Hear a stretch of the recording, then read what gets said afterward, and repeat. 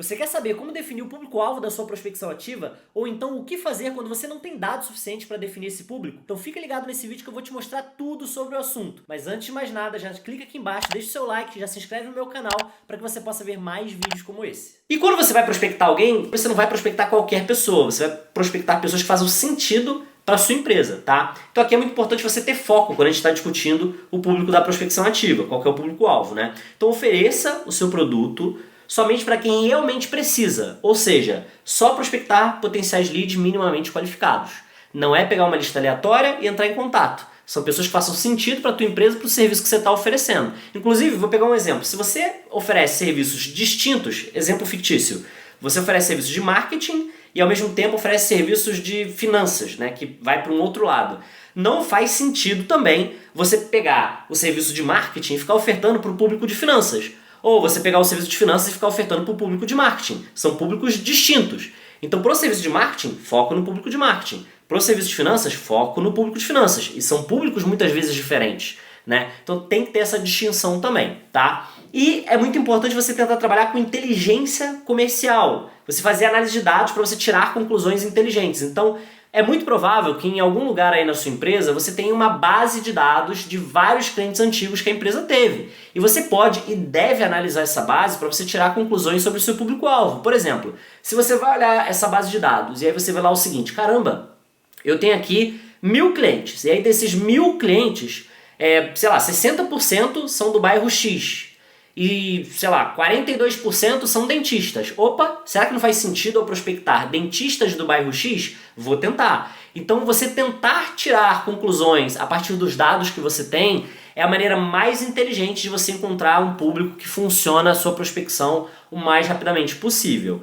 Agora, tem um problema. Muitas vezes você não tem dados confiáveis, ou você não tem histórico de dados, ou você não tem dado nenhum, né? E aí o que você vai fazer? Se você não tem dado para analisar, você vai ter que desenvolver um negócio que a gente chama de teste de hipóteses, tá? E eu vou mostrar agora para você como que isso funciona na prática. Então é o seguinte, como que a gente faz um teste de hipótese? Primeiro, a gente vai levantar aqui algumas variáveis que elas são muito importantes. A gente vai levantar a variável serviço. Por que a variável serviço é importante? Porque não faz sentido eu prospectar uma pessoa sem ter clareza no que eu vou oferecer para ela. E se você tem 5, 10 serviços na tua empresa e você ligar para ela, ou mandar mensagem, ou ir presencialmente até ela e tentar uma prospecção para vender qualquer um, você vai vender sem foco, você vai ter um discurso genérico. Imagina, sei lá, eu sou uma empresa de marketing, legal, só que eu vendo criação de sites e gestão de mídias sociais.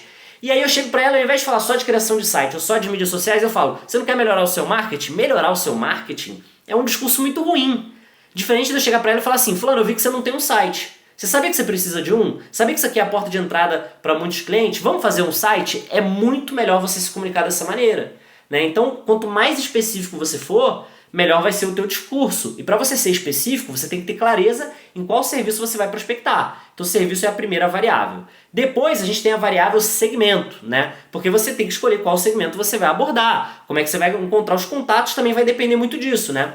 Localidade. Localidade é uma dica que eu te dou que faz muito sentido, tá? Porque isso pode afetar a conversão. Por exemplo, teve uma época que eu trabalhei num clube de gastronomia e eu prospectava restaurantes no Rio de Janeiro. E eu lembro que toda vez que eu prospectava restaurantes na zona sul do Rio de Janeiro, se eu comparava os números que eu conseguia ali com os restaurantes que eu prospectava na zona norte do Rio, a conversão na zona sul era praticamente o dobro.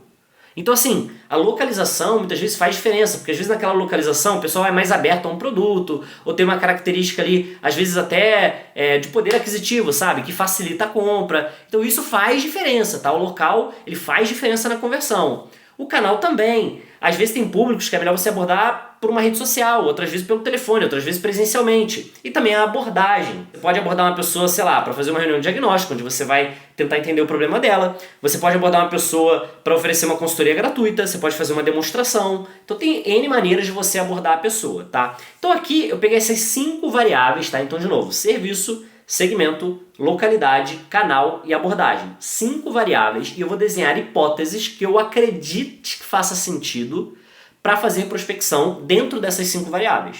Então, ó, no meu exemplo aqui, vamos supor que eu tenha 3 vendedores, tá? Eu sou o líder de um time que tem 3 vendedores e eu não tenho base de dados para dizer onde que faz sentido eu prospectar, qual que é o caminho, eu não faço a menor ideia, tá?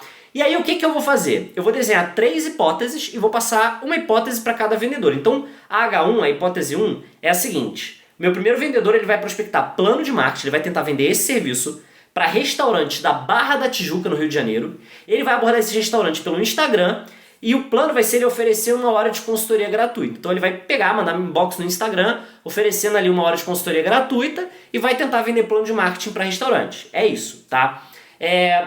Na minha segunda hipótese, eu vou pegar aqui o segundo vendedor e vou passar para ele o seguinte, ó, você vai tentar vender desenvolvimento de site para academias de Águas Claras no Distrito Federal, você vai abordar essas academias pelo WhatsApp e você vai oferecer uma demonstração gratuita, tá? E para o terceiro vendedor, é o seguinte, ele vai tentar vender o serviço de valuation para startups de Jardim São Paulo, ele vai abordar as startups pelo LinkedIn e ele vai oferecer um diagnóstico gratuito, tá?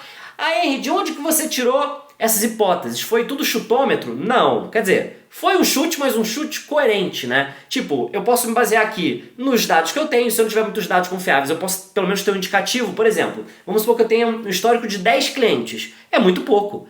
Mas, pô, se 2 deles foram restaurantes, eu acho que faz sentido desenhar uma hipótese, né, para restaurantes. Ou então se eu tive um cliente recente nisso, pode fazer sentido. Ou se eu estou vendo que o mercado de academias está bombando, eu posso focar no mercado de academias. Ou se eu acreditar, por exemplo, que startups é um público que faz muito sentido, eu quero ir para startups. Então assim, eu desenho essas hipóteses com coerência nas informações que eu vou aqui pegar, entendeu? Então, eu sempre vou me basear em dados, no que eu acredito, nos clientes recentes, eu vou usar alguma base assim para tomar essas decisões. E aí eu peguei, então, né, no meu exemplo fictício, 3 hipóteses para 3 vendedores e mandei eles prospectarem. E aí o que você tem que fazer, né? E o que eles fizeram no meu exemplo? Eles fizeram pelo menos 50 abordagens. Por que pelo menos 50? Porque se você abordar 5 pessoas, 10 pessoas para testar a hipótese, não dá para dizer que ela realmente tem que ser rejeitada ou aceita, entendeu? Porque é um número muito pequeno, não dá pra dizer que é confiável. Inclusive o ideal é que você fizesse até mais de 50 abordagens, mas eu diria que o mínimo aceitável é 50 pra gente já ter uma noção se aquela hipótese é boa ou não é. Tá? Então vamos supor então que os meus 3 vendedores foram lá e cada um deles fez 50 abordagens seguindo cada uma das hipóteses, tá? E aí o primeiro vendedor, ele fez 50 abordagens, ninguém respondeu, ele não conseguiu nenhuma reunião e ele não conseguiu nenhuma venda. O que eu vou fazer? Eu vou rejeitar a hipótese. Eu vou pegar tudo aquilo que eu desenhei na H1, na hipótese 1, eu vou jogar fora. Tá? Não fez sentido, não consegui resultado. O segundo vendedor, ele foi lá, ele também fez 50 tentativas e ele conseguiu 3 respostas, inclusive marcou uma reunião, mas ele não fez venda. Então assim, eu não consegui venda, que era o que eu queria, mas alguma coisa nessa hipótese estava legal. Então o que eu vou fazer aqui? Eu vou tentar redesenhar a hipótese. Vou tentar talvez pegar uma variável dela e vou mudar. Talvez eu mude o bairro, talvez eu mude a abordagem, talvez eu mude o canal. Então assim, eu vou tentar mudar alguma coisa e vou mandar ele testar de novo com mais 50 tentativas para a gente ver o que acontece, tá?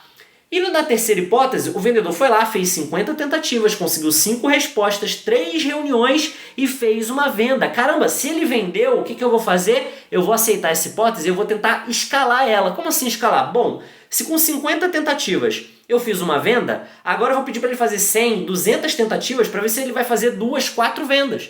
Né? Então eu vou tentar aí aplicar o que a gente chama de funil previsível, que é o seguinte, eu entrar num mês, por exemplo, sabendo exatamente quantas abordagens eu tenho que fazer para bater a meta de vendas que eu quero. Então, por exemplo, vamos supor que esse vendedor foi lá e aí ele fez depois 200 prospecções e conseguiu 4 vendas. Então já tem uma ideia que a cada 50 prospecções ele faz uma venda.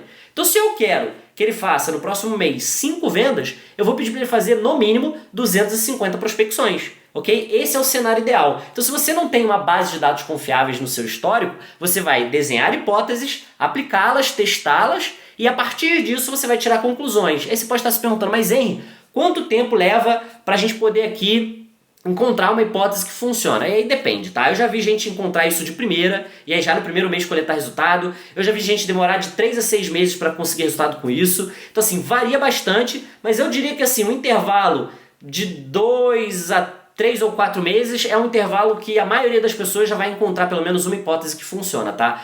E olha, se você encontrar várias hipóteses que não funcionam, não tem problema. Isso aí pra mim é parte do processo, ok? Na verdade, isso é até interessante, porque a partir do momento que você descobre que aquela hipótese não funciona, você já sabe que aquele não é o caminho, você eliminou, isso é um aprendizado, ok? Então considere isso dessa maneira. A gente não errou, a gente pegou e descartou uma hipótese, já é um caminho que eu não vou tomar mais. Agora, toma cuidado para registrar isso na empresa, para que no futuro as pessoas não voltem a essa hipótese, já que ela não fez sentido, né? O conteúdo que você assistiu agora faz parte de uma aula de um programa completo de vendas, que o link está aqui na descrição. Então, se você gostou desse conteúdo, dá uma olhada nesse link, porque esse curso pode ser o curso que você precisa para poder melhorar as suas vendas. E se você gostou desse vídeo, deixe seu like aqui embaixo e se inscreve no nosso canal para você ver mais conteúdos como esse. Até a próxima, fui!